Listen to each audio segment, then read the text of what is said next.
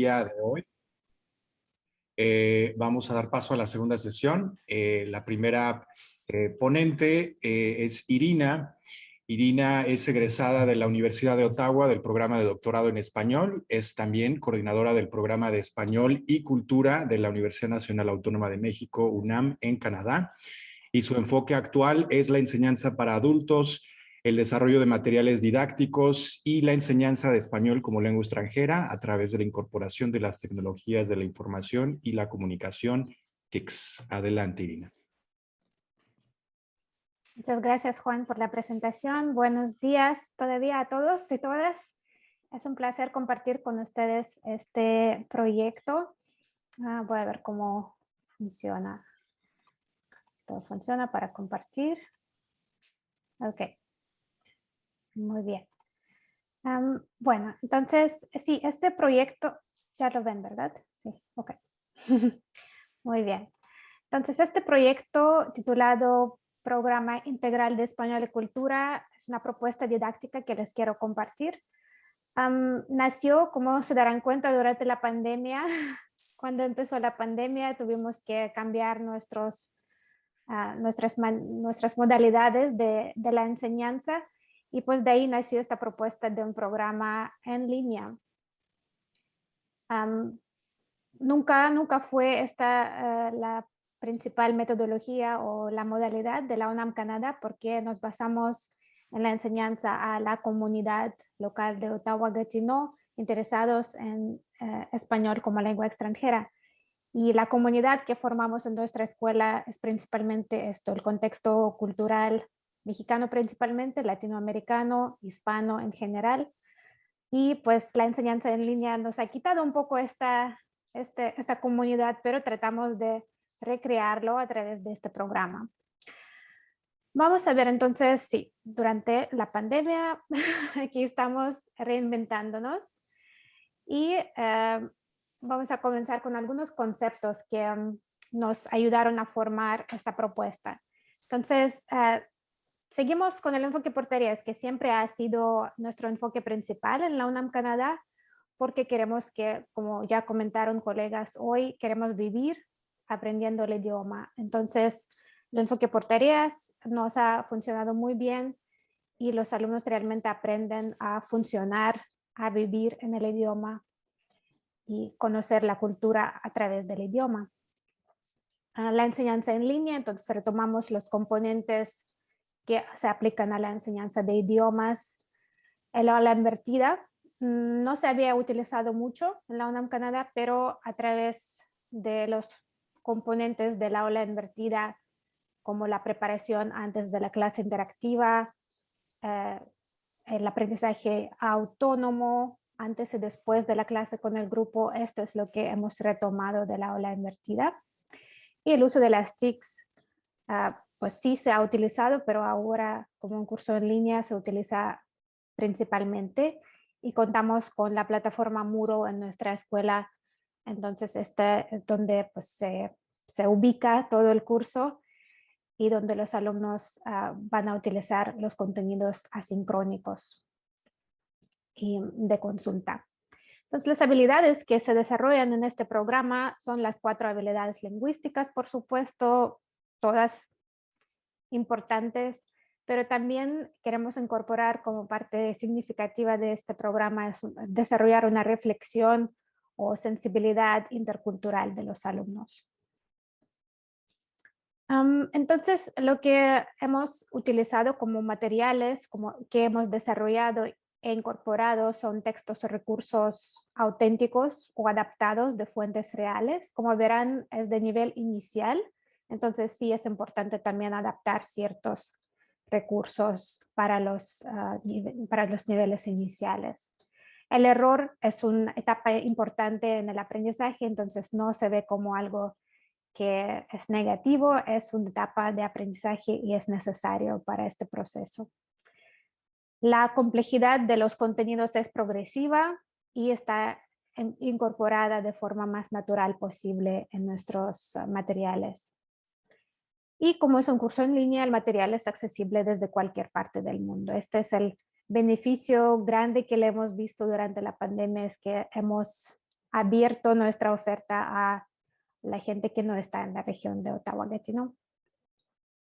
Y algo muy importante, como es curso en línea y necesita mucha organización de parte del alumno, el estudiante tiene que participar activamente en su aprendizaje y organizarse bien, buscar su propia motivación, además de lo que va a hacer el docente. Nuestro público es bastante diferente de la mayoría de los alumnos con quien trabajan ustedes en las universidades canadienses, pero igual son personas muy interesadas en el aprendizaje del español, y lo único que tenemos que dejarles saber desde que nos muestran su interés es que sí, este programa requiere bastante dedicación de parte de ellos, entonces tener disponibilidad de 5 a 6 horas por semana para estudiar y hacer la práctica del español, que normalmente el promedio, la mayoría de nuestros alumnos solamente trabajan 2 o 3 horas por semana, porque no es un curso universitario, ¿no? Es para desarrollo personal normalmente. Entonces tienen que tener alguna motivación intrínseca para dedicar este tiempo al español. Y pues sí, esta motivación es súper importante. Ya tenemos más y más gente, honestamente, que se acerca por fines profesionales, entonces sí, se está cambiando el perfil de nuestros alumnos también. Sí, tienen que participar de manera colaborativa, activa e independiente. Es muy importante, es lo que tratamos de desarrollar en nuestros alumnos a través de este programa. Tienen que tener el interés en la tecnología. Si deciden tomar un curso en línea, sí es importante abrirse a estas posibilidades, incorporar la tecnología para su aprendizaje, que también empezamos a hablar aquí hoy de que es una habilidad que tenemos que desarrollar. Siendo nativos de la tecnología no significa que lo saben usar para el aprendizaje. Entonces sí es algo que tienen que desarrollar al mismo tiempo que su conocimiento lingüístico. Y tienen que experimentar con el aprendizaje, no tener miedo de regresamos a los errores o a los experimentos. Tienen que sentir cómo funciona la cultura a través del idioma y cómo funciona el idioma en diferentes contextos. Ahora vamos a ver un poquito más detalle la organización del programa. Como mencioné, sí está diseñado para los niveles iniciales, los primeros 2 del Marco Común Europeo de Referencia, y está dividido en 3 cursos o módulos, los llamamos módulos, aunque puede parecer módulo de poca duración, pero no, son de 12 semanas cada uno, entonces sí son cursos. Entonces cada uno dura 12 semanas, en total 60 horas de trabajo sincrónico y asincrónico en combinación. Y nuestra escuela los ofrecemos durante todo el año, en invierno, primavera y otoño. Y las sesiones están repartidas en 2 clases en vivo, entonces con el grupo, con el profesor. Por ejemplo, lunes y jueves los repartimos así para tener más tiempo entre las sesiones para la práctica individual. Entonces, por ejemplo, el lunes tenemos una sesión de 2 horas y media y el jueves de 1 hora y media. Y esta 1 hora y media está dedicada a la tarea comunicativa que van a presentar como resultado de su práctica antes de la primera sesión con el grupo, durante la sesión, resolución de dudas, prácticas, explicaciones, y después de la clase, o sea, antes de la tarea final, tienen tiempo de preparar esta tarea y la presentación, interacción se realiza durante esta segunda sesión semanal. Entonces, en total, sale más o menos 6 horas de trabajo por semana. Todos nuestros alumnos tienen la opción de participar en un curso de inmersión que organizamos cada año en México. En los últimos años trabajamos con Tasco, otra escuela hermana de la UNAM en Tasco, México. Y el examen CIELE, creo que muchos escucharon nuestra presentación hace unos años. CIELE es la certificación que existe para el español internacional, y pues los alumnos a partir de A2 los invitamos a presentarlo si les interesa. Entonces, cada módulo de 12 semanas tiene 10 unidades temáticas organizadas sí, de esta manera que casi cada unidad temática tiene su tarea comunicativa final. ¿Qué? ¿Es 10? No veo. ¿Sí? 10. Ok, perfecto. Y 2 talleres culturales están incorporados en este programa, en cada módulo, y 2 cápsulas de pronunciación. Pero no solamente estos 2 talleres culturales traen el componente cultural, sino cada unidad temática está centrada alrededor de un tema cultural también. Entonces, las tareas comunicativas, los talleres culturales, las cápsulas de pronunciación, además del trabajo sincrónico, ¿no? Para llevar hacia la tarea final, cubren las 48 o 45 horas sincrónicas, y como ven, la parte sincrónica es la parte principal todavía, porque pues, en nivel inicial necesitan más guía de parte del profesor. Entonces sí consideramos que esta parte es importante para ayudarles en su aprendizaje desde los niveles iniciales. Y en la parte individual, de trabajo individual, más o menos 15 horas, pero por supuesto hay alumnos que van a necesitar mucho más, y esto lo tenemos presente. Entonces esta parte depende, por supuesto, de cada alumno. Algunos necesitan más práctica, más exploración de los temas antes de la clase con el grupo. La evaluación está combinada de las tareas comunicativas, que ya dije hay 8 durante las 12 semanas. Hay actividades evaluativas en Moodle, entonces esta es las actividades de preparación y actividades de refuerzo que están en la plataforma. Y hay proyecto cultural, que es el componente que desarrollan durante toda la sesión y que culmina en una presentación oral y la entrega de la versión final del proyecto escrito sobre un tema de su elección, pero hay recomendaciones algunas de parte del profesor para alinearlo con los contenidos de cada módulo. Entonces, pues recibe retroalimentación durante toda la sesión, entregando diferentes borradores de su trabajo escrito. Y autoevaluación completan en la plataforma, que les da oportunidad de hacer una reflexión sobre su propio aprendizaje. Ahora, la parte más interesante, ¿no?, que nos interesa ver, es la parte del material.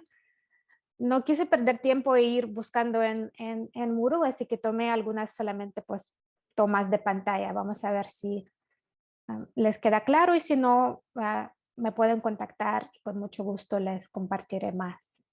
Entonces, pues esta es nuestra plataforma, así se ve el curso. Hay 10 temas y entre ellos habrá 8 tareas finales.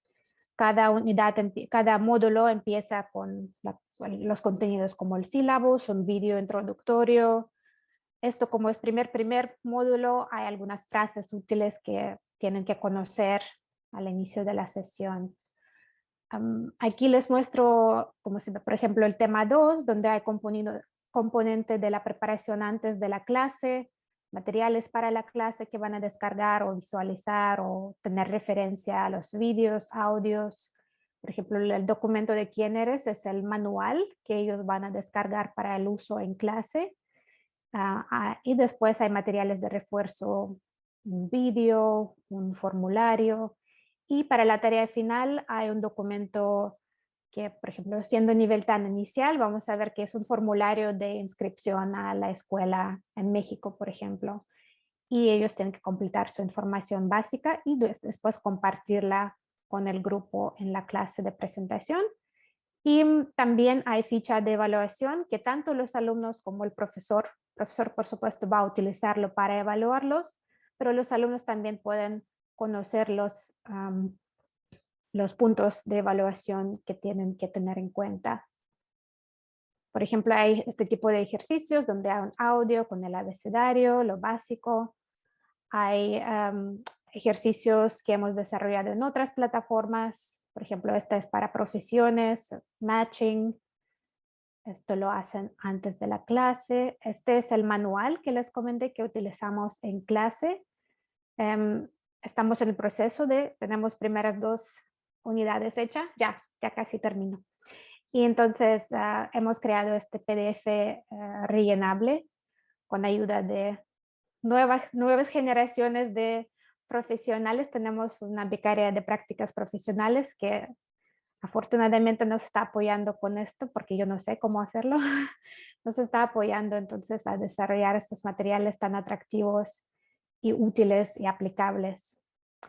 Entonces, este tipo de actividades donde están incrustados vídeos, audios, ha creado este tipo de infografías, por ejemplo, porque lo que queremos finalmente es tener material propio de la UNAM Canadá, que sí empezamos retomando algunos contenidos que existen en la web para L y basándonos en lo que existe, estamos desarrollando material propio, ajustándolo a las necesidades de nuestro público. Y, sí, por ejemplo, este tipo de actividades. Esta es la primera tarea, como les comenté, una ficha de inscripción en la escuela de Tasco. Entonces, practicando la base, ¿no?, de introducción personal. Los alumnos, esta es su tarea final. Y creo que ya terminé, mira Juan. Casi, no. Ok, como comenté, hay cápsulas de pronunciación y cápsula cultural integrada en el programa. Entonces, cápsula de pronunciación, pues es un ejercicio sobre algún sonido o la entonación que los alumnos, en el primer módulo lo trabajamos en presencial, pues en vivo con el grupo, pero en el tercer módulo, por ejemplo, ya es parte del trabajo asincrónico. Estamos agregando más componentes asincrónicos dependiendo del nivel. Y la cápsula cultural tiene, por ejemplo, la primera está titulada Los paisajes de México, donde pues estamos hablando de 5 lugares interesantes de México, no de los más famosos, pero que vale la pena conocer. Entonces hay, por ejemplo, una ficha con un resumen. Como no tienen mucho conocimiento lingüístico todavía, son materiales adaptados. Entonces, desarrolladas fichas sobre estos lugares. Hay vídeos sin mucho texto, pero visualmente la gente entiende de qué se trata. Y en este caso, combinando la ficha escrita con el vídeo visual, ya construyen su conocimiento sobre estos lugares. Y también tienen ahí su mini tarea final, al final de este taller, donde van a completar un formulario de viaje para visitar uno de estos lugares. Y estas cápsulas tienen plan de clase para profesor porque fueron elaborados por otra becaria de las prácticas profesionales el año pasado. Entonces, como parte de su práctica era pues también elaborar planes de clase y los hemos dejado para los profesores que los van a impartir. Un poco de bibliografía. En particular, los invito a conocer nuestro artículo que publicamos este verano en Decires, es una revista de la UNAM. Y entonces ahí, de hecho, hemos publicado pues esta propuesta en más detalle. Entonces los invito a conocerla. Si aquí no ubican la dirección, se les puede enviar en privado. Y pues estoy esperando sus comentarios al final, por favor. Muchas gracias. Creo que salí bien en tiempo, Juan. Sí, muy bien, muchas gracias, Irina. Es que Ana me obliga a ser malo. No soy malo, pero con el tiempo Ana me obliga. Somos muchos en este panel. Sí, sí, sí. Vale, estamos justo a tiempo. Vamos a darle la bienvenida a Adriana Cullen, me parece que es como se pronuncia tu apellido. Adriana es estudiante de doctorado en la Universidad de Ottawa. Su área de investigación es la literatura latinoamericana, pero hoy nos va a hablar de una nueva manera de enseñar, Blended Synchronous Learning. Adelante, Adriana. Sí, hola. Thank you so much. Yeah, and it's pronounced Colijn. In Dutch, the IJ makes an A sound. No worries. Yeah, so today I would like to speak to you all about this experience that I have been, living in this fall semester called Blended Synchronous Learning in the Language Classroom. And it's been a roller coaster ride, but I hope that sharing some of the research as well as my own experience will help all of you in case you're put in the same situation. And I'm also, of course, very open to any feedback or commentary from anyone else who is teaching in this way. So basically, blended synchronous learning is also known as hybrid or bimodal learning. And usually administrators really like this idea because they feel that it's an efficient use of resources, and students like it because it gives an increased flexibility where they can choose to attend classes in person or online. But of course, this fall, with many post-secondary institutions juggling COVID regulations and student demands, this blended synchronous learning, or also called BSL, appears to be the perfect solution. However, since this method of teaching is still in its infancy, many elements need further investigation about how to deliver classes in the most effective way and create the most rewarding learning experience for the student. More specifically, of course, what does blended synchronous learning look like in the language classroom? In this presentation, I would like to present a brief overview of a few seminal studies that have been concluded over the past 5 to 6 years. These studies discuss and analyze physical setup of the room, technology required, the student experiences and challenges in terms of student engagement, class cohesion, and also the cognitive overload experienced by the instructor. So I will also then present an analysis of my own experiences teaching bimodally, which is the term that was chosen by the University of Ottawa this past fall semester. And through this analysis, I will address some of the benefits while also underscoring some of the challenges that an instructor faces when teaching in a BSL or a bimodal classroom. So the general definition provided to us by Bauer is that BSL method is learning and teaching where remote students participate in face-to-face classes by means of rich media synchronous technologies, such as video conferencing, web conferencing, or virtual worlds. This means that a teacher and several students are present physically in the classroom, while the rest of the cohort joins through an online platform, such as Zoom or Adobe Connect, or another way as well is that students participate in a virtual world. Although, of course, now in the pandemic era, the more common BSL format is the use of a streaming platform. So there are many ways in which you can set up a bimodal classroom. You can have students following the course from one location, perhaps another university campus as a group, or you can have students logging in through their own devices from their homes, which is, of course, the more common setup these days. Before the pandemic, the BSL format was seen as a solution for institutions to boost enrollment numbers. In teaching languages in blended synchronous learning classrooms, Elba Girons and Nicholas Swinehart explain that at the institutional level, BSL allows universities to make efficient use of limited resources. Some institutions may be able to offer one course to students at multiple campuses, rather than running multiple sections with smaller enrollment, while smaller universities can also share their course with other institutions. Concurrently, more specialized course offerings with low enrollment could be offered through BSL to a wider public. Several studies also mention how this format gives students more flexibility in how they would like to complete the course.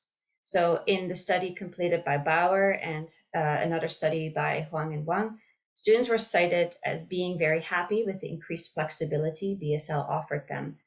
But I would like to note that, of course, in the study completed by Huang and Wang, students had the option, so they could choose when to attend class in person or when they could follow a session online.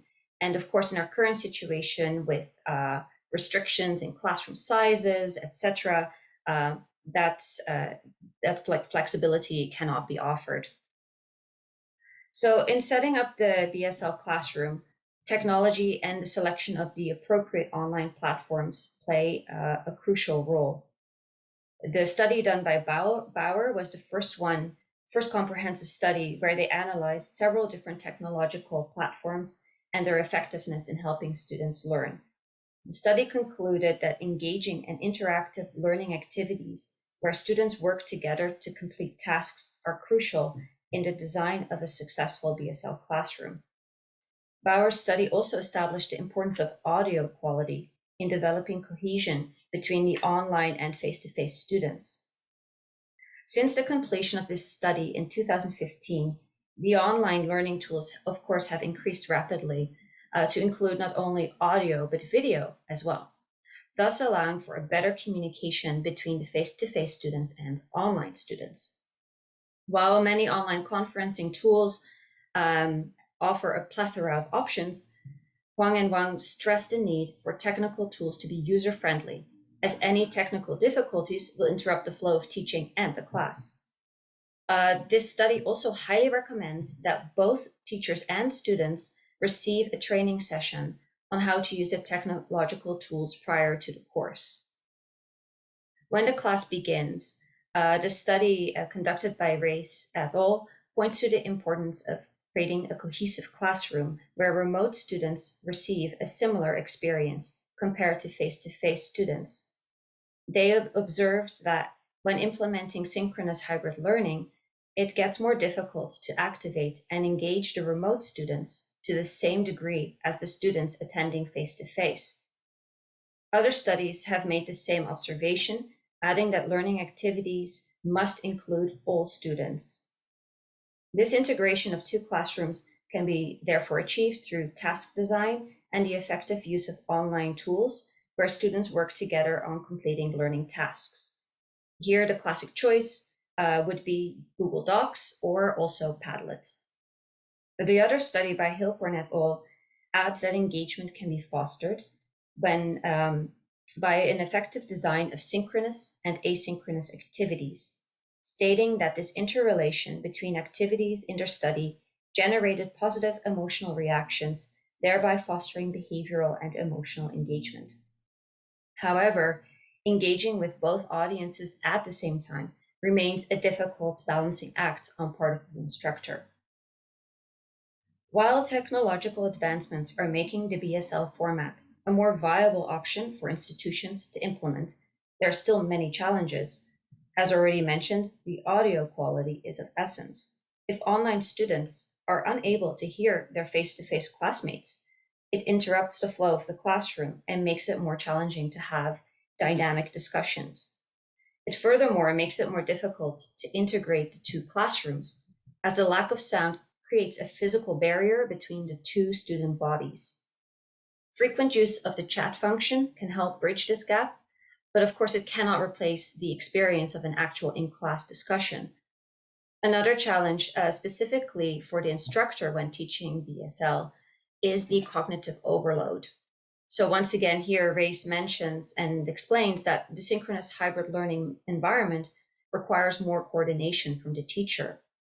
During the instruction in these new learning settings, the teacher needs to pay attention to both locations and also needs to perform certain operational actions on the teaching and learning platform. Hereby, the instructor has a heavy mental load, which is referred to as hyperzoom or hyperfocus, or also cognitive overload. To this end, of course, several studies have recommended that a technical assistant be present in the classroom to help manage the camera, the chat function, the online platform, as well as to troubleshoot with any technical difficulties. In my research, I have only found one how-to guide, which is directed specifically to the needs of the language classroom. It's this same guide here, the Teaching Languages in Blended Synchronous Learning Classrooms by Alba Girons and Nicholas Swinehart. and it was published very recently in 2020. So once again, this guide stresses the importance of excellent audio quality because they mention that, in developing language skills, it is really important that the instructor can give immediate feedback and that there is a continuous communication happening between both student bodies. So they also say, for example, that when you share your screen in Zoom, you should be sharing audio as well. And at all times, you should maintain the highest quality sound possible so that students can hear the nuances of pronunciation. Another important element in the language classroom that they mention is that students feel comfortable interacting with instructors and peers, both the in-person and the online. They say that, of course, this can be achieved by a physical setup of the BSL classroom, which supports clear communication and interaction between instructors and all students. Finally, the guide explains that a successful BSL classroom needs to be restructured in order to recognize and bring together the needs of both online and face-to-face students. However, this guide, how-to guide, describes spaces carefully designed for a BSL classroom, and the studies that I've discussed previously were all completed in classes that were prepared in advance for the BSL format. And here I have an example from one of the studies that I looked at, where they show a classroom that they set up for their study. And you can see that at the front, you have the teacher who sees their screen, but also has access to a podium where they can then also look and get information. Then there is a room operator who follows the class and ensures, that the chat function is working, that all the technology is working to help support the teacher. Then the physical setup is very interesting because the face-to-face students are positioned in between the teacher and the remote students. And the remote students are placed at the back. And this is so that when the teacher looks at the camera, it appears as if she's looking at them as well. So then it's easier that way to connect with the remote students. In this picture as well, they have some screenshots of the interactive platform of what the remote students sees, and the students can then also select their camera view, their slides view, and their whiteboard view. So this, I would say, is a near perfect scenario. This is what you would like to have in a successful BSL classroom. However, of course, because of the pandemic, there has been a rush in some institutions to install technology in a way to allow for a BSL ways of teaching. And it's not quite as beautiful. So this is where I teach. This is one of my classrooms where I teach. And I do have 2 cameras. I do have 2 portable microphones, and then I have 2 smart screens at the front. So this is the setup that's worked best for me. But obviously there are a few problems. One of my biggest problems that I have is the positions of the camera and the position of my remote students. So my remote students, when I look at the camera, they're projected behind me. So if I want to get feedback from their facial expressions, I have to turn around to see them. And then, of course, I'm turning my back to everybody in the room. It's a bit challenging when you're trying to connect with students. Another trouble that I've had with this classroom setup is the position of the keyboard and the mouse. So they're located at the side and they are not wireless. So if I have to, for some reason, use the keyboard or the mouse, I have to then walk over there and turn my back to everybody and bend over in order to make it work. So it's been a learning curve. But I teach 2 classes, one elementary Spanish class and one intermediate Spanish class in 2 different locations, the one that you see here. 2 weeks before the semester began, the University of Ottawa did provide staff with training sessions on how to use the new technology. And I, of course, attended a few of them. But the first classes to me still felt like a trial by fire, because I realized that in a bimodal classroom, you become a movie actor, because you have to think about how your body language translates onto a screen. You also have to, of course, learn how to navigate the online and physical space at the same time. This can be especially stressful if you do not have a technical assistant, and I don't have a technical assistant. So that means that I simultaneously have to manage the chat function, the screen share, the camera angle, the microphone. So as a result, I feel like a lot of my attention goes to the technology rather than the needs of my students.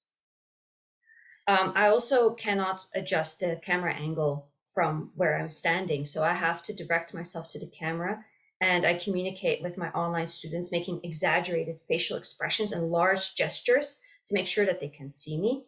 And I also try and ensure that there's light on my face so that they can, see me as best as possible. But it's difficult because one of my classrooms, my face is always in shadow where I stand, so they can't really see me very well.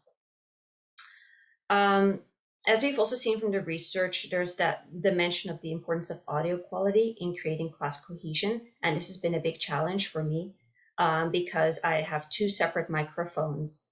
There is no general microphone that picks up general class discussion. So in order to mitigate this gap that exists, I often repeat what in-class students say before answering a question or a comment. And if there is a activity where we're reviewing answers together, I will pass the extra microphone along to each student. But of course, it's once again, the gap, it continues to exist.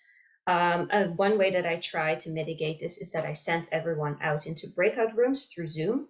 And in my intermediate class, I have students work together on a Google Doc. Another useful tool I found for this is that everyone goes into Zoom and uses the annotate function to then interact with the document that is being projected on the screen. However, we all know, of course, that breakout rooms have their limits, because the success of these rooms depends on many extraneous factors, such as the technology that students have access to themselves. Not all have a functioning camera, there is weak internet connection, and we all know how that affects student participation. Furthermore, in the elementary class, initial interactions between students are very short, and so sending them out into breakout rooms almost takes more time than the activity itself. Of course, it also makes it difficult for us to eavesdrop on our students and thus, be able to gauge levels of understanding and spot common errors. So in my elementary classes, what I've done is make the activities a bit longer so that I have time to drop into each room individually to listen to students' dialogue and offer assistance. Finally, I would say that a big challenge for instructors is the cognitive overload. Because we have to pay attention to so many factors at the same time, it can leave you feeling rather frenzied.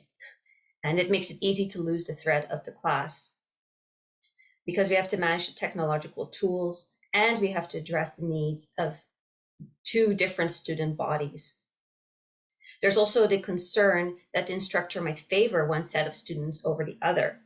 So in order to maintain a sense of balance, I try to mitigate this by at times directing myself specifically to online students and at other times to face-to-face students. And I also try in my task design to bridge the gap by having them all work together as a group. And it's sometimes nice to send them out into breakout rooms as well, because that gives me a mental break of a few minutes to recompose myself before jumping back into it and juggle all the elements.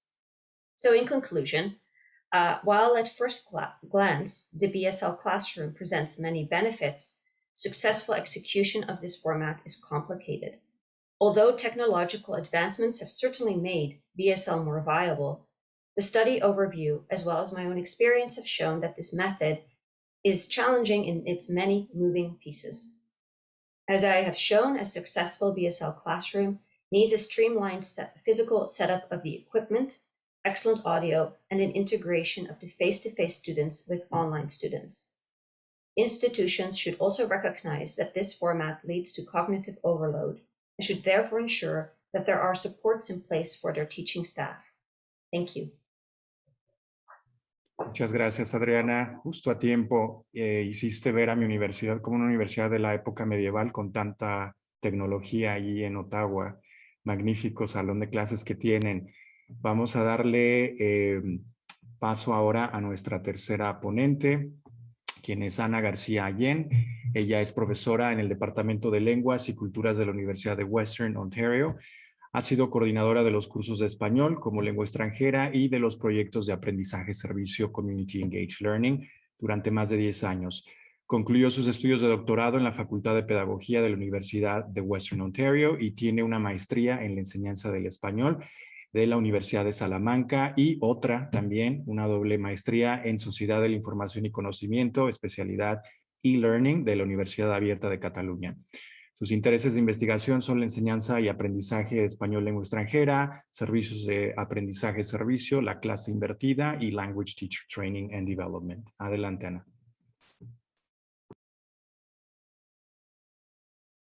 No te escuchamos, Ana. Ana. Estoy ahora, ¿no? Ahora sí, sí. Uf, que es que... Ya, y veis la presentación, ¿verdad? Bueno, entonces después de tanta tecnología voy a volver a algo más rudimental y como en esta sesión tenemos menos tiempo porque somos 4, voy a intentar ver si puedo hacerlo más cortito para que luego podamos hablar. Yo voy a hablar de nuestro compromiso con la comunidad y específicamente de 2 programas intergeneracionales de lengua y cultura que involucran evidentemente seniors y estudiantes de español como lengua extranjera.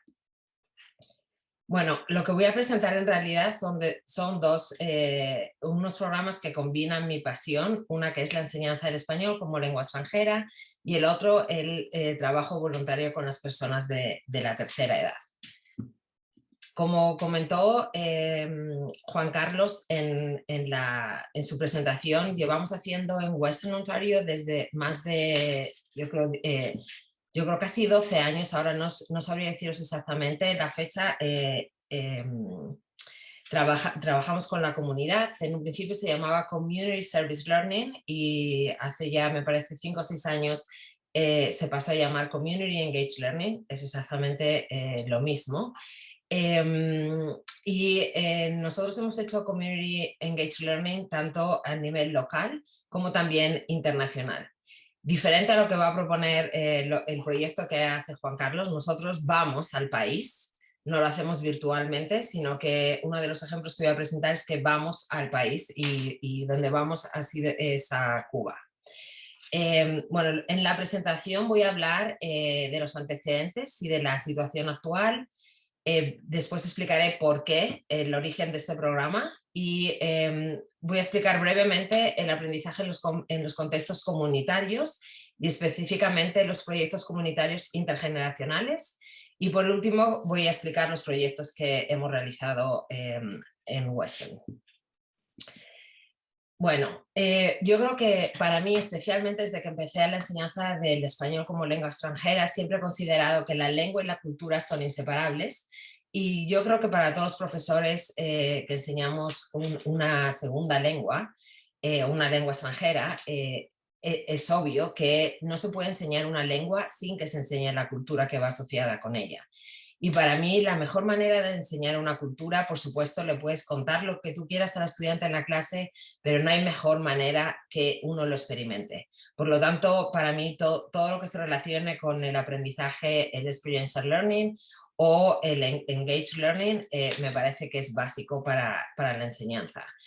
Y por eso utilizo el aprendizaje, como he dicho, participativo, no sé muy bien si Community Engaged Learning se traduce así en todos los cursos, en todos los niveles de español. ¿Por qué un programa intergeneracional de estudiantes de español, lengua extranjera y seniors o personas de la tercera edad de habla hispana? Bueno, como dije, es por mi pasión.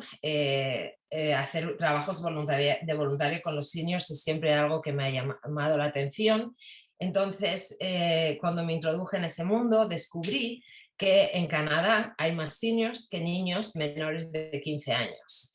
Y ahora voy a mostrar un gráfico, pero casi el 20% de la población en Canadá es mayor de 65 años y va a ser mayor de 60 años, el porcentaje será mayor a partir del 24. Esta gráfica de Statistics Canada lo muestra claramente cómo la curva de los seniors va creciendo y es estable, casi estable, va creciendo un poquito los niños entre 0 y 14 años. Con lo cual la población está envejeciendo realmente y creo que no se le está ofreciendo tantas oportunidades a este tipo de personas en nuestra comunidad, especialmente a las personas hispanas, seniors en la comunidad canadiense, que son con los que nosotros vamos a trabajar.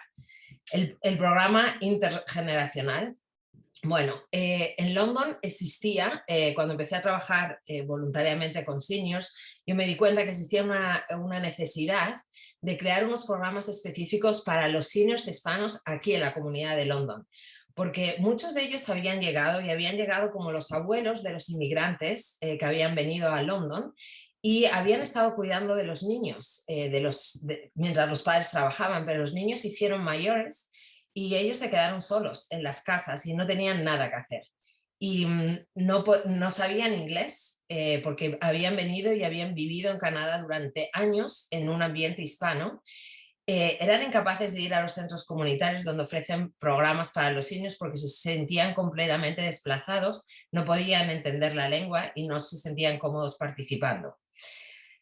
Además, en el 2010, London fue nombrada Age Friendly City, que la Organización Mundial de la Salud creó estos nombramientos a ciertas ciudades en el mundo, con lo cual se supone que es una ciudad que es bastante amigable, ¿no? Como el nombre dice, para actividades con los seniors.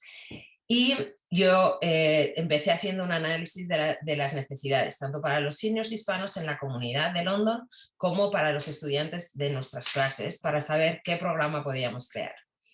Bueno, entonces, ¿cuáles son en ese pequeño estudio que hicimos las necesidades de las personas de la tercera edad? Lo que descubrimos es que, y también siguiendo otros estudios que se habían hecho con anterioridad, es que, como todos sabemos, cuando llega una cierta edad empiezan a aumentar los problemas cognitivos y a partir de los 70 años los problemas, muchas de las personas mayores de 70 tienen problemas cognitivos. También sufren, y esto es lo que más me interesaba a mí, de aislamiento social. Si todas las personas mayores sufren de aislamiento social, incluso cuando estás en tu propio país, imaginaros lo que sufren las personas que son inmigrantes de otro país que nunca se han integrado en la sociedad porque han estado cuidando de sus familias y no dominan la lengua o la hablan bastante poco. Y eso era el caso de los seniors hispanos. Y por lo tanto, una de las necesidades era mejorar sus habilidades sociales y también las cognitivas, ¿no? Y por último, había la necesidad de crear unos programas educativos para estos seniors que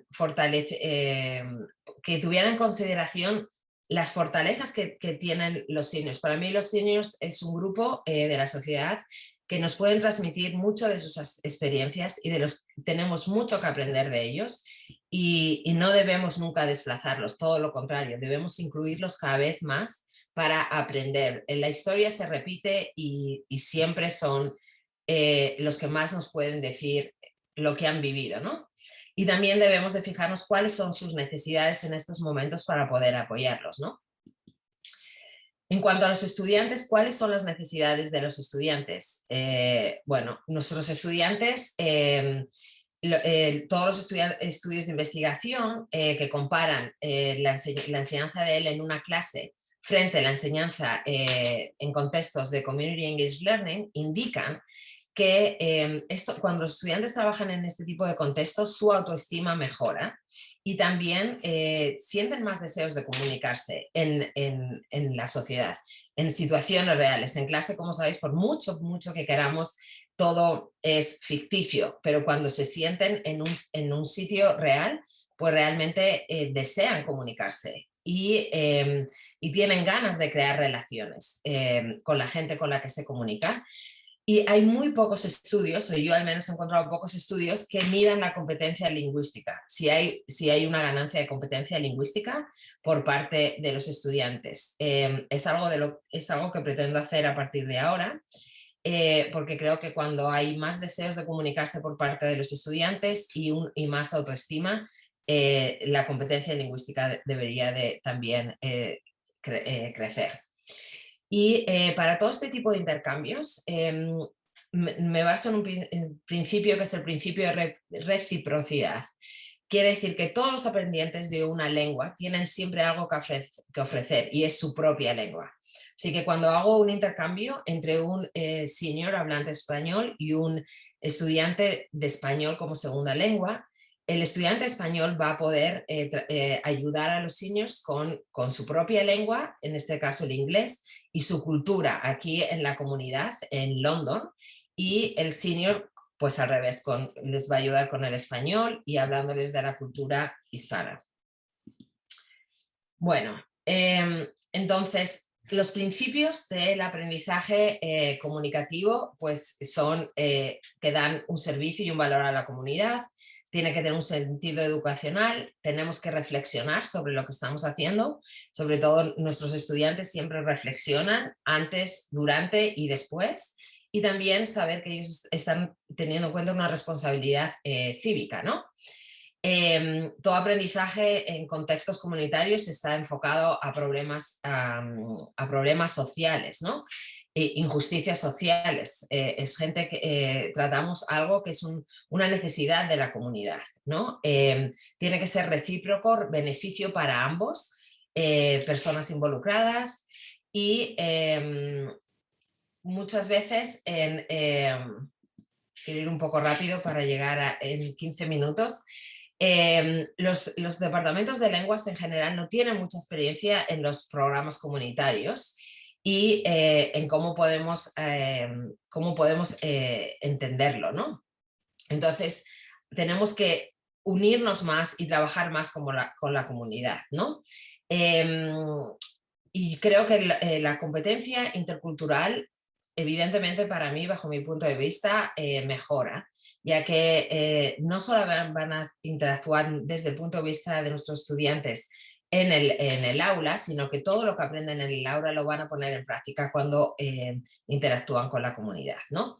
Van a apreciar la diversidad, empatía, van a aprender mucho más de la cultura, los estereotipos se reducen y van a haber relaciones de calidad, van a hablar con persona a persona. Bueno, estos son no virtuales como los de Juan Carlos, sino que son en realidad en persona, ¿no? Bueno, ¿cómo lo implementé? Lo implementé en los cursos de español en la universidad, en todos los cursos, en el inicial, intermedio y avanzado, lo hacemos. En el inicial lo hacemos algo interno dentro de la universidad que llamamos Community Outreach. Después hacemos Community Engaged Learning en Cuba y lo hacemos en la semana de lectura. Y para intermedio y avanzado hacemos un Community Engaged Learning en London y otro en Cuba, ¿vale? Los estudiantes de primer año, los que van aquí en la semana de lectura el primer año, perdón, es que mi ratón está un poco... Los estudiantes de primer año van separados, van todos a Cuba, pero no van en el mismo grupo. Los únicos grupos que unimos son intermedio y avanzado. Bueno, entonces lo que voy a hablar va a ser de los programas en London y del programa internacional. El programa que hicimos, el contexto comunitario, como voy a hablar solo del intermedio y el avanzado, es algo que es opcional para nuestros estudiantes. tiene lugar durante todo el año, así que los que están en London lo hacen durante todo el año, los que van a Cuba se preparan y van a estar una semana en Cuba y por ejemplo, aquí voy a hablar de dos proyectos, bueno, especialmente voy a hablar de Translating the Canadian Kitchen. Este proyecto lo hicimos hace 5 años por primera vez y después lo hemos repetido otro año, lo hicimos 2 años y después llegó COVID y sinceramente no sabíamos cómo podríamos llevar a cabo un proyecto cocinando. Y voy a explicar más sobre este proyecto. Bueno, es lo que ya he dicho, los estudiantes es beneficio para ambos, para estudiantes y para los seniors. Los objetivos eran conseguir buenas relaciones entre ambos, desarrollar sus habilidades, que aprendieran más sobre la cultura. Voy a ir directamente, os puedo pasar cómo lo dividimos el porcentaje en las clases, pero voy a hablar más sobre Translating the Canadian Kitchen. Lo que hicimos es que para este proyecto nosotros el community partner era la ciudad de London. La ciudad de London, ellos eran los que llevaban Age Friendly London y conseguimos una beca a través de la ciudad de London y nos daban un centro comunitario en London. En ese centro comunitario lo que hacíamos era que íbamos una vez a la semana y por 2 horas con los estudiantes y empezamos creando un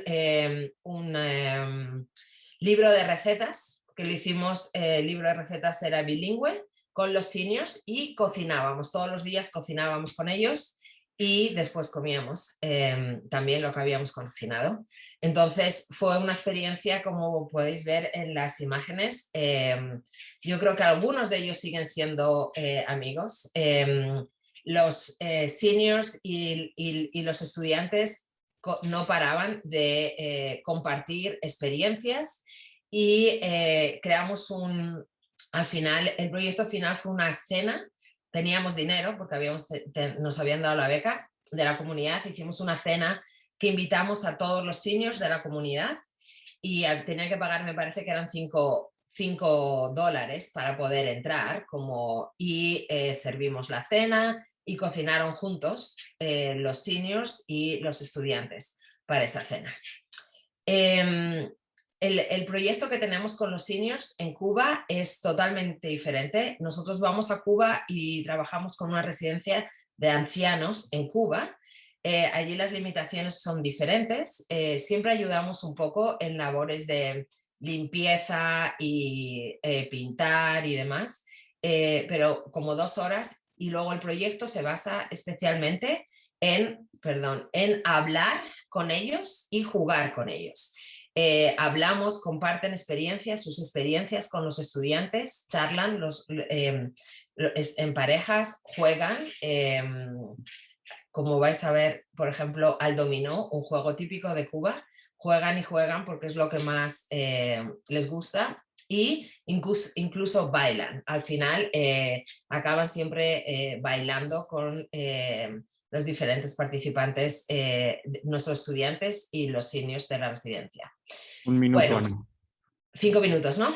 1 minuto. 1 minuto, vale. Bueno, ¿qué dicen los jóvenes de la tercera edad? Bueno, los jóvenes dicen que ha sido fantástico tener la oportunidad, les ha gustado, les ha parecido corto. Estos son los seniors, evidentemente, ¿no? Les encanta hablar de sus historias personales y aprender sobre la vida de los estudiantes. ¿Qué dicen los estudiantes? Pues que ha sido una experiencia muy relajada y divertida, que han podido practicar el español y de una manera muy distendida, que ha sido una experiencia maravillosa, etc. Puedo pasar todo el PowerPoint y estas son las conclusiones. Bueno, y vamos a seguir con los proyectos comunitarios, Cocinemos Juntos o Translating the Canadian Kitchen y otro proyecto que ya hemos hecho 1 año que se llama The Happiness Project, que está basado en este libro de Gretchen Rubin. Muchas gracias. Gracias, Ana, justo a tiempo. Vamos a darle paso ahora a nuestra última panelista de esta sesión número 2. Ella es Annie Guimont y ella nos va, Annie Guimont es de la Universidad de McGill, la Universidad McGill en Montreal. y es profesora también en la Universidad Concordia. Se interesa en el trabajo colaborativo y particularmente en la escritura colaborativa, el proceso de escritura colaborativa. También nos va a hablar en esta presentación sobre los ejercicios de calentamiento. Adelante, Ana.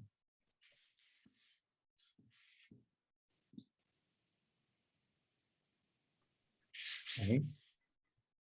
No te escuchamos, tu micrófono. Ahora sí, ¿no? Ahora sí, sí. Ya, gracias por la presentación. Estoy muy contenta de veros. Espero que el año que viene se hará en presencia, porque ya estamos de Zoom un poco, en fin, no voy a decir nada. De lo que voy a hablar, los ejercicios de calentamiento, no es la primera vez que voy a hablar de eso. También se llaman, perdonad, rompehielo. Pero lo que me interesa ahora es ver un poco cómo pasar esos ejercicios de la clase presencial a la enseñanza en línea, es decir, cómo adaptar nuestro material. Lo que voy a hablar se puede hacer en los dos casos con pequeñas modificaciones, porque cuando empezamos a enseñar en línea, pues no podíamos volver a reinventar todo, o sea que tuvimos que modificar y adaptar nuestro material y esa es la idea general. He hablado muchas veces de los ejercicios de calentamiento porque me gustan las microactividades, me gustan las actividades muy cortitas en clase y los ejercicios de calentamiento son justamente esos ejercicios cortos, breves que usamos al principio de la clase. Yo encuentro que en Zoom es aún más importante usar esos ejercicios porque nos ayuda a conocer mejor a los estudiantes y ellos a conocerse mejor. Porque al estar en línea se pierde un poco esa sensación, bueno, la cosa personal, ¿no? Todo es más frío, más artificial. Entonces, esos ejercicios nos ayudan a conocernos mejor. Promueve la interacción, crea un ambiente propicio al aprendizaje, fomenta y estimula la participación oral, ayuda a crear un sentimiento de comunidad y varía el inicio de las clases con diferentes tipos de actividades. También ayuda a crear un espíritu de equipo y vais a ver que en muchos ejercicios obliga al estudiante a abrir la cámara sin tener que decirlo, sin tener que pelear, sin tener que insistir, porque el juego hace que abrir la cámara sea obligatorio. Ups.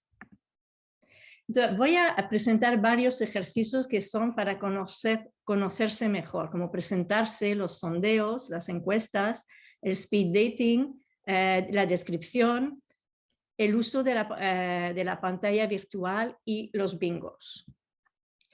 Presentarse con un adjetivo es algo que hacía en clases desde hace muchos años. Entonces, según el número de estudiantes, se forman 2 o 3 grupos, entre 8 y 10. Cada persona se presenta usando un adjetivo diferente. Se trata de una cadena, puesto que hay que repetir lo que dijeron los demás antes. Por ejemplo, si yo soy la tercera del grupo, antes de presentarme tengo que repetir lo que dijeron los compañeros, ¿no? Se llama Juan Carlos y es activo. Se llama Ana y es simpática. Me llamo Ani y soy activa. Y el último, pues, va a presentar su grupo a toda la clase.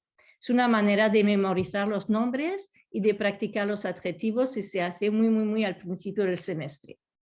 Pues en Zoom es diferente. Los pongo en vista de galería. Vais a ver que voy a repetir mucho vista de galería porque me da cuenta que los estudiantes ponían solo el que hablaba y no tenían esa experiencia de grupo. Y cada estudiante se presenta con un adjetivo.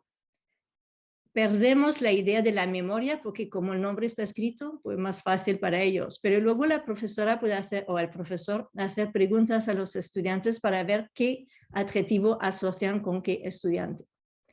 Esa es la primera actividad.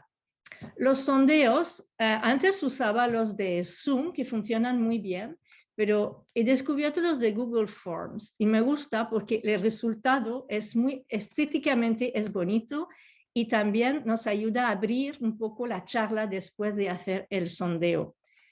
Se ven bien los resultados y aquí, bueno, era para practicar estar. Vemos el verbo estar en diferentes situaciones. Otra manera de verlo es la tarta. Por ejemplo, ¿qué haces cuando estás triste? Y aquí pues muchísimos escuchan música, algunos comen chocolate y unos lloran. Entonces podemos hablar luego pues qué tipo de música, etc. Speed dating. También es algo que hacíamos en clases de hace mucho tiempo. La clase anterior se prepara una serie de preguntas para la entrevista rápida que se va a dar en la próxima clase. Esas preguntas no pueden ser contestadas con sí o no. El estudiante tiene que hablar un poco. En clase hay que formar dos líneas, una enfrente de la otra, y los estudiantes hablan por 2 minutos y luego cambian de compañero. Manera fácil de hacerlo, la línea A se desplaza y la línea B se queda, entonces no hay mucho movimiento, se hace rápido.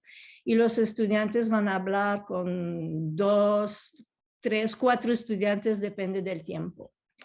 En Zoom la preparación es igual, pero vamos, en vez de formar las líneas, vamos a usar los breakout rooms, las salas de reunión grupales. Cada minuto cambiamos los grupos. Y al final, en los dos casos, podemos compartir la información. Como cada estudiante habló con 3 estudiantes diferentes, pues podemos recopilar información porque obviamente no todos usan las mismas preguntas. Y así tenemos un retrato de los estudiantes. Jugando con el fondo de pantalla virtual. Hay que pedirles a todos otra vez que pongan la vista de galería. Y cada uno elige un fondo virtual según las instrucciones. Podemos decir que pongan detrás, he visto que Juan Carlos ha cambiado durante toda la sesión su fondo virtual, ¿no? Podríamos decir tu ciudad preferida, el cartel de una película que te gusta, tu postre, tu cóctel favorito. Hablando pueden dar la receta, decir en qué bar sirven el mejor, poner una foto de la infancia, el lugar donde te gustaría estar ahora. Supongo que en enero todos pondrían la playa. Mira, eso. Y es divertido, todos hablan y claro, no se atreven luego a cerrar la cámara. Como han estado ahí hablando con la cara ahí puesta, pues les da corte cerrar una vez terminada la actividad. Esto no lo he hecho, pero haciendo mi investigación para la presentación me he encontrado con esto y me parece súper interesante. El desafío del sombrero. Es un chico que se llama Eugene Korsunsky y lo hizo en mayo de 2020. Y me imagino que cada uno tenía que venir y presentar su sombrero, contar su experiencia o por qué lo había elegido. Ahora bien, estaba pensando que otro desafío, y ahora no se me viene ninguna idea, pero seguro que hay. Estaba pensando quizá en disfraz de Halloween, ya que viene Halloween, no lo sé, pero seguro que se puede jugar con esa idea del desafío con la pantalla. La presentación en Padlet. Eso también se hacía en clase. Los estudiantes escribían en un papel una breve descripción. Se hace bastante pronto en el semestre. Tienen los verbos de grupo 1, verbo gustar, tener, los adjetivos y poco más. Entonces, en clase pues escribían en los papeles, yo recogía y luego los ponía en grupos de 4 o 5, repartía los papeles y ellos tenían que adivinar quién era la persona de la descripción. Entonces, aquí es diferente, les dejo tiempo, van a Padlet, ¿no? Tienen un link, entran en Padlet y cada uno escribe su descripción. Luego vamos a Breakout Rooms y van leyendo, y aquí no se puede porque es una captura de pantalla, pero pueden editar, entonces pueden poner el nombre, ellos piensan pues que es Juanito o que es Pepito, ¿no? Y lo escriben. Al final, corregimos los errores y pueden añadir la foto.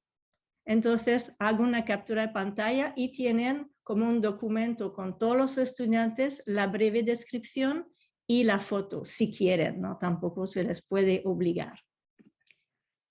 El bingo en clase, eso es una actividad que aparecía antes en nuestros libros de textos, los antiguos, ¿no?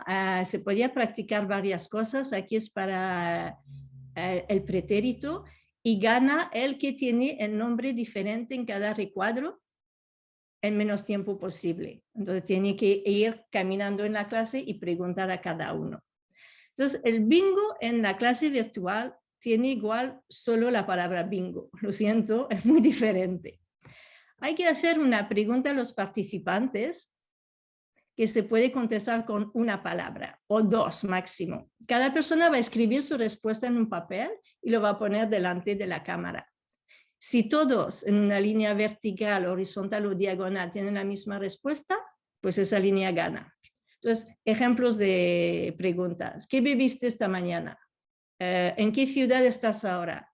¿Qué tipo de animal fue tu primera mascota? Preguntas respuestas una o dos palabras. Y aquí se ve, eso no es de mi clase, veis que lo he sacado, aquí está donde hicieron ese bingo, y se ve que todos tienen la cámara encendida y que participan. Y otra vez después la van a dejar abierta la mayoría. También la idea de conocerse mejor, pero también podemos practicar otras cosas en los ejercicios de calentamiento, mejorar, practicar, ampliar el vocabulario, seleccionar un objeto en la habitación y los otros estudiantes tienen que adivinar usando preguntas de sí o no. Se hace perfectamente en clase, perfectamente en Zoom. O explicar a un compañero una palabra. Esa actividad la escuché en Ottawa un año que una estudiante de London, de la Universidad de Western Ontario, presentó esa actividad y me encantó y siempre la uso. Se forman 2 o 3 grupos y la profesora da unos papeles a los estudiantes con las palabras ya estudiadas en clase. El estudiante coge la palabra y explica a sus compañeros. Puede dar una definición o puede dar un ejemplo. Les dejo 5 minutos, gana el grupo que adivinó más palabras. En Zoom es diferente. Otra vez, todos en la sala principal, vista de galería, y lo que hace la profesora o el profesor escribe en el chat privado una palabra a un estudiante. Ese estudiante es el único que sabe y entonces tiene que explicar a los demás o dar un ejemplo para que los otros puedan adivinar qué palabra es. Aquí lo que pasa es que no hay ganadores y no hay perdedores. Para practicar gramática, esto lo he hecho más, no en clase, pero eso lo he hecho en Zoom. No sé si conocéis dónde está Charlie. Yo creo que en inglés es Where is Wally? Who is Charlie? Hay que buscar a Carlito aquí es un juego, un libro-juego. Pues os digo, Charlie está aquí, ¿no? Entonces la idea es poner vista galería. Como sabéis, nadie ve las personas en el mismo orden. Como yo veo la vista galería, es diferente de la de Juan Carlos y de la de Ana. Entonces preguntamos, por ejemplo, pues ¿dónde está tal persona? Y tiene que ubicar usando estar y las preposiciones. Where's Waldo? Gracias, Anik. También se pueden hacer preguntas para practicar un punto gramatical, por ejemplo, el condicional, ¿no? Y preguntar cosas que nos ayudan también a conocernos mejor.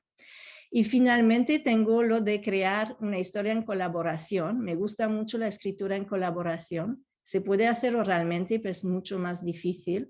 Nos ponemos en breakout rooms, uno escribe una frase y ellos tienen que continuar la historia y al final cada grupo cuenta su historia que siempre es totalmente diferente. Empezamos con una frase y terminamos con algo totalmente distinto. Y vamos a concluir con Kahoot, porque yo sé que a muchísima gente le gusta Kahoot. Yo lo usaba muy poco en clase, pero a veces sí, y se hacía individualmente, ¿no? Cada estudiante tenía su teléfono, su ordenador y contestaba las preguntas. Y entonces una colega mía pues me explicó, me ayudó con eso, que yo no sabía, se puede hacer desafíos de grupo. Y ahora es que la verdad me gusta más en grupo. Entonces en clase lo hacía de manera individual y en Zoom lo hacemos en los breakout rooms y se crea una sana rivalidad. Realmente eligen un nombre del grupo y quieren ganar a los demás y permite crear un espíritu de equipo. Y creo que personalmente iría más con el desafío grupal que con la actividad individual. Y Juan Carlos está contento porque ya acabo la presentación, tengo la bibliografía. Lo que me llamó la atención, bueno, hay muchísimas cosas, aquí son algunas, es que ya hay muchas actividades de calentamiento en Zoom, en la enseñanza en línea, ya gente se ha puesto y hay muchas ideas y muchas cosas muy buenas. Y con eso os doy las gracias.